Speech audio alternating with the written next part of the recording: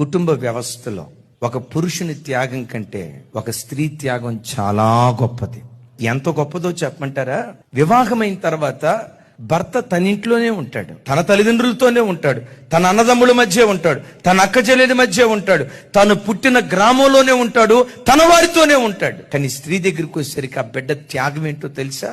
వివాహం అనే ఆ ఒక్క వ్యవస్థ ద్వారా 25 సంవత్సరాలు పెంచి పెద్ద చేసిన ఆ పేగు బంధాన్ని తెంచుకొని, పుట్టిన గడ్డను విడిచిపెట్టి, పుట్టి పెరిగిన ఇంటిని విడిచిపెట్టి, ముక్కు ముఖం ఎరుగని మనకు నమ్మి తన ఇంటిని వదిలిపెట్టి, అమ్మా నాన్న వదిలిపెట్టి, అక్కా చెల్లెలను వదిలిపెట్టి, అన్నదమ్ముళ్ళందరినీ విడిచిపెట్టి వచ్చి వివాహ వ్యవస్థ ద్వారా మన ఇంటికి వచ్చి తన ఇంటి పేరు కూడా మార్చుకొని అంత త్యాగం చేసుకుంటారు. ప్రతి భర్త తన జీవితంలో దేవుని తర్వాత ఆ తర్వాత స్థానం తన భార్యకి ఇచ్చేటువంటి వాడిగా ఉండాలి.